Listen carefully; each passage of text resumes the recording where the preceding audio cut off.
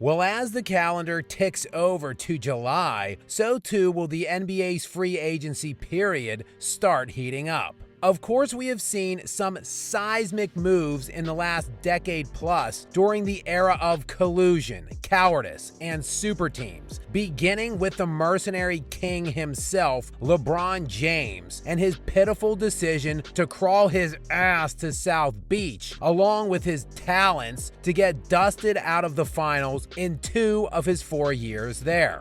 It was then notoriously 6 years later, on July 4th, that KD confirmed he would be slithering out of town in Oklahoma City to join Steph Curry, Klay Thompson, and the Golden State Warriors' 73-win roster from the year before. And well, this summer, the grand prize of free agency, the belle of the ball, if you will, is another team-jumping diva scumbag, Paul George, who has reached a decision to leave LA.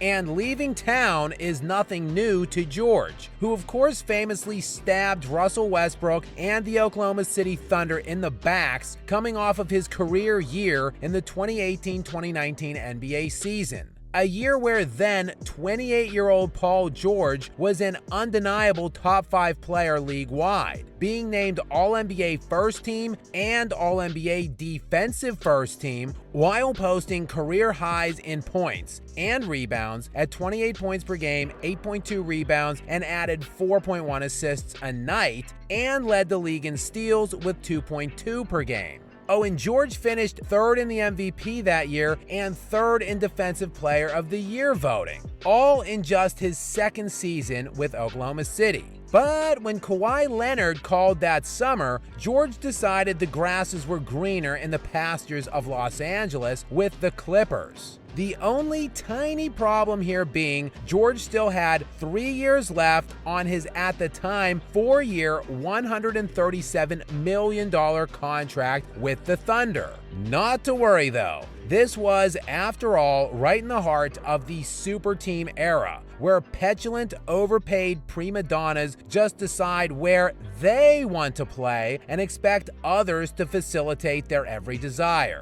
So, just about 1 year after signing that max contract extension with OKC, Paul George was on his way to team with Kawhi.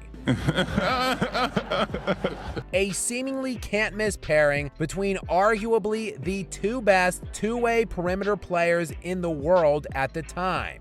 That, of course, produced absolutely nothing in the form of winning anything that actually mattered, as in the 5-year Leonard and George tenure, the Clippers got to only 1 Western Conference Finals. Pretty cool! Pretty damn cool!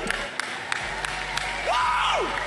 Now, some of that, no doubt, had to do with both of their star players' availability, or should I say, lack thereof. With George specifically playing in only 263 of a possible 390 games, or just about 67% of the time. And now PG is ready to put his LA time to rest, taking his talents to Philadelphia, the city of brotherly love, and his now 4th team of what has been a 14-year NBA career. So as George sets his sights on year number 15, about 2 months removed from his 34th birthday, is it a reasonable expectation that he can stay healthier at this stage of things? Of course not. But it didn't stop the Sixers from doling out that 4-year, $212 million contract. And hey, at least he will be joining Joel Embiid, who is perhaps one of, if not, the most injury-prone stars in the current NBA, as he has appeared in a total of only 433 of a possible 801 games during his regular season career with the 76ers. There is no doubt, if both of these players can remain healthy, or at the very least be healthy for an entire playoff run, this move makes them arguably the favorites in the Eastern Conference. It at least skyrockets them past everyone else out east but the now defending world champion Boston Celtics. For whatever exactly that means, as the Sixers have a long and storied history of taking dumps in their pants during playoff time, as does their new, shiny, 4-year, $212 million addition, Paul George, aka Pandemic Pants Crapper. It's a complete crap.